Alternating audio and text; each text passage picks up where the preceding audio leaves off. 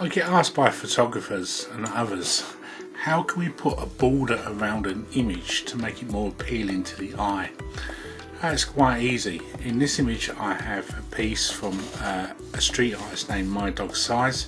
It's from an exhibition this year, from the Inside exhibition, and I'm going to put a border around this.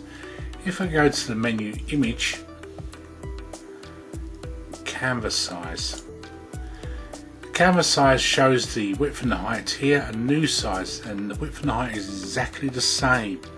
If I click on the box relative here, it will cancel out these two and leave 0 on both.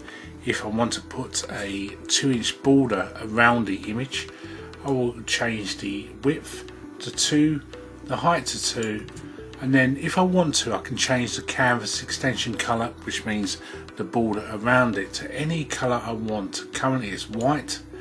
I can click on here, then I can pick any colour I want from the Adobe palette. I will leave it as it is. I wanted a white canvas. I'll press OK on that, and I'll press OK in the main screen here, and you can see now we have a 2-inch border around the image.